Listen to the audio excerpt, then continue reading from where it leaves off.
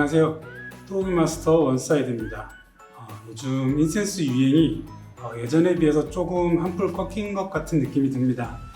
이렇게 빨리 인센스 유행이 좀 사그라드는 데는 아무래도 그 인센스 유해성 이슈가 좀 한몫을 한 것 같습니다. 제가 인센스 사업을 정리한 지 한 6개월 정도 지났거든요. 그래서 이번에는 셀러 입장이 아닌 파워 유저 입장에서, 향덕의 입장에서 한번 인센스 컨텐츠를 다뤄보려고 합니다. 오랜만에 인터넷에서 인센스 기사를 좀 검색을 해봤습니다. 그 기사들 중에 제게 가장 눈길을 끄는 기사는 요 인센스랑 폐암이라는 이 키워드를 엮어서 이렇게 보도된 기사가 있더라고요. 제가 10년 전부터 인센스를 사용을 했고, 그리고 한 5년 정도 이 인센스 편집모를 운영을 했기 때문에 그동안 대략 한 300여 가지 향을 시향을 했더라고요. 그러다 보니 이 기사에 제가 클릭을 안 할 수가 없더라고요. 물론 좀 기사를 보는 동안 걱정도 좀 많이 됐고요. 그럼 이 인센스가 이 폐암의 원인이지 않을까라는 내용으로 보도된 이 기사를 먼저 살펴보겠습니다. 네이버에서 인센스 폐암이라는 키워드로 검색을 했을 때 제일 상단에 나오는 기사를 한번 찾아봤습니다. 인사이트라는 매체에서 보도한 기사이고요. 이 기사의 제목은 인센스 스틱 방안에서 6년 동안 태운 여성이 의사에게 들은 충격적인 몸 상태, 이런 제목이고, 이제 그 밑에 보면 이 폐산암에 걸린 엑스레이 사진이 하나 나옵니다. 그리고 쭉 내려가면 가족 역시 담배 피우는 사람이 없고, 보시면 이제 의사들은 그녀가 폐암에 걸린 원인이 이 인센스 스틱 때문이라고 보고 있다, 이렇게 기사가 나와 있습니다. 그렇게 이제 하단에 내려가면 2018년 소비자 보호원에서 발표한 유해성 검사에 대한 그 내용이 나와 있습니다. 인센스 스틱을 피웠을 때 유해성 물질이 나오는 그 정도가 일단 기준치를 훨씬 상회한다라는 내용이 나와 있습니다. 대략 이런 내용이고, 이 기사를 보니 저 역시 제 폐에 대해서 걱정을 안 할 수가 없겠더라고요. 이 원문 기사를 한번 확인해 보고 싶어서 이 기사에 나와 있는 HK01이라는 미디어 채널로 이제 구글링을 통해서 들어가서 한번 이 원문 기사를 확인해 봤습니다. 이 원문 기사 내용을 한번 살펴보니 내용은 대충 이렇습니다.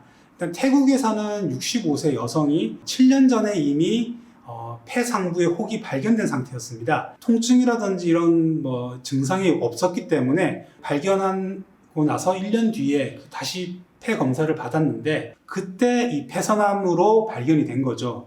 그리고 제거 수술을 해서 완치는 했지만 이 담당 의사가 이 여성의 생활 습관을 이렇게 추적을 해보니까 이런 사당 같은 데서 기도하는 목적으로 매주 한 20개씩 이렇게 인센스를 피웠다고 이렇게 확인이 된 내용이 있습니다. 그래서 이제 의사는 이것이 종양을 더 키우는데 영향을 주지 않았나, 이렇게 추정을 하고 있는 그런 내용이고, 또 이제 기사 이제 하단에 보면 이 폐선암에 대한 좀 위험성이나 이 폐선암을 예방하는 방법, 이런 내용이 좀 추가적으로 이렇게 링크가 달려 있는 기사로 확인할 수 있었습니다. 뭔가 이 인센스 유해성을 좀 이렇게 인지시키면서 또 이런 안전한 사용 방법에 대한 경각심을 주기 위한 기사들은 어느 정도 좀 공감도 되고 수긍이 가는 편인데, 사실 이 기사만 봐서는 원문 기사에서 좀 크리티컬한 부분들만 발췌해서 좀 이렇게 자극성을 높이기 위한 기사가 아닌가라는 생각이 좀 들어서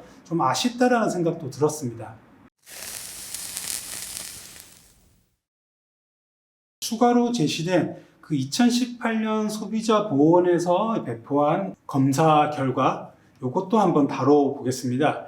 이 리포트 내용은 제가 그때 한창 인센스 사업을 막 시작할 때이기 때문에 저 역시 세세히 검토한 내용이기 때문에 이 부분에 대해서는 제가 좀 말씀드릴 수 있을 것 같습니다. 겨울철이 되면은 인센스를 거의 밀폐된 공간에서 피우게 되잖아요. 이렇게 추우니까 창문을 다 닫게 되니까. 이 실험의 어떤 목적은 밀폐된 공간에서 다양한 평수에서 이제 인센스를 피웠을 때 얼마만큼 유해 물질이 많이 나오느냐, 그거를 좀 검사를 하고 그 결과치를 이렇게 보도하는 그런 리포트였고, 일단 이 실험 같은 경우는 거실 사이즈의 18평, 그다음에 안방 사이즈의 9평, 작은 방 사이즈의 6평, 그리고 화장실 사이즈의 3평, 이렇게 평수별로 사이즈를 나눠놓고 그 공간을 밀폐시켜 놓은 다음에 인센스를 피웁니다. 실험한 인센스는 총 5개의 브랜드 인센스인데, 이 5개의 인센스 중에서 한 인센스는 모든 평수에서 유해물질이 초과를 했고요.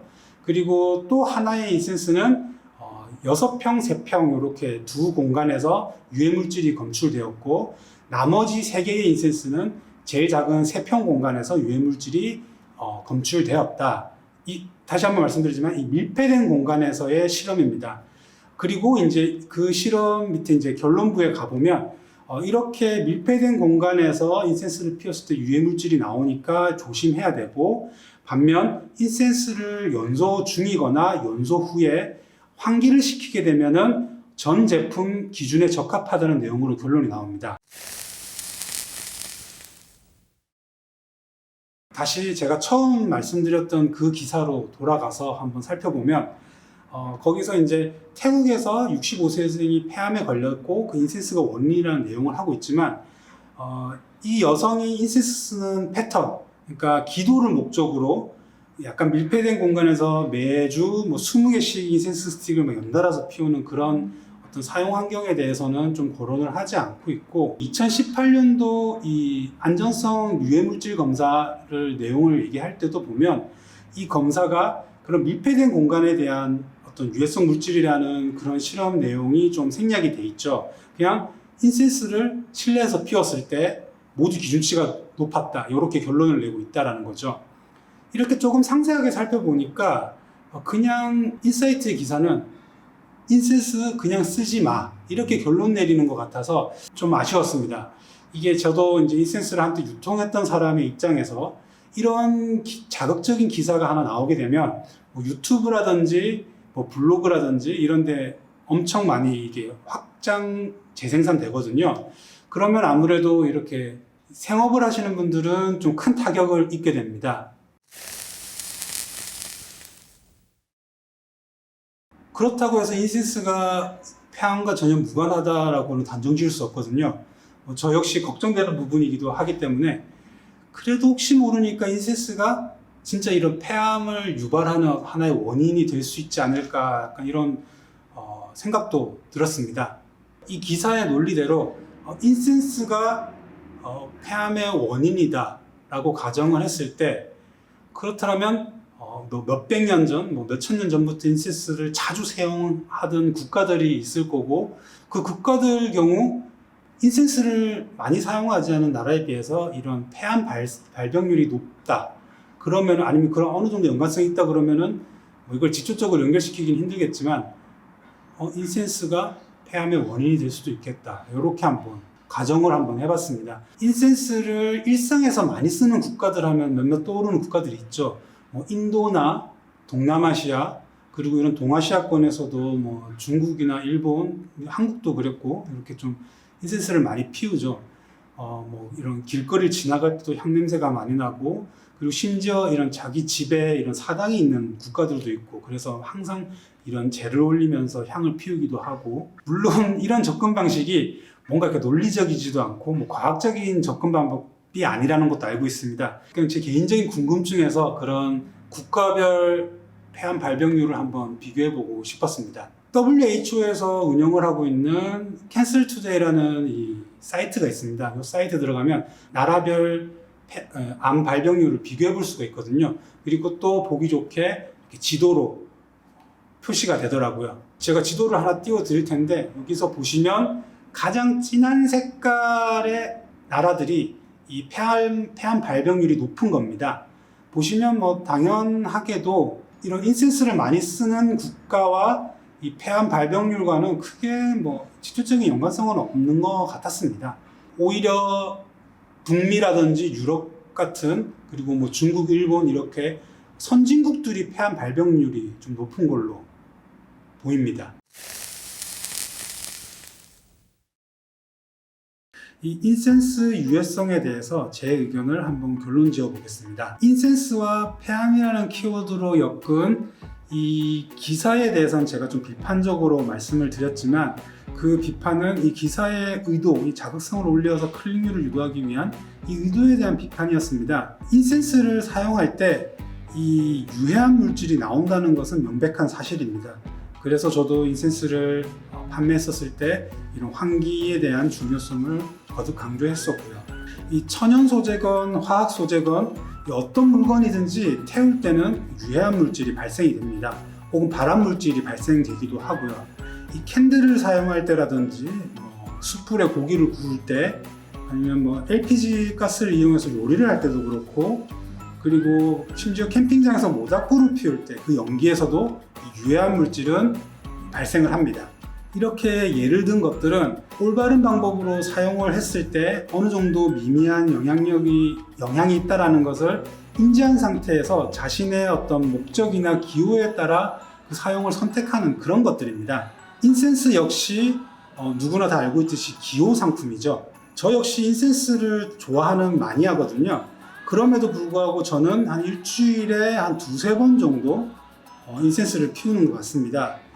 뭔가 좀 분위기를 내고 싶다든지, 혹은 뭐 화장실이나 주방에 잡내를 제거하고 싶을 때, 이럴 때 이제 이 방향 제품으로서 인센스를 주로 사용을 하고 있거든요. 저와 같이 이렇게 일반적인 수준에서 기호 상품으로서 인센스를 사용하는 분들이라면 이런 기사에 나오는 내용처럼 큰 병 이런 거에 대한 걱정은 조금 덜고 인센스를 사용하셔도 괜찮다고 저는 생각을 하고 있습니다.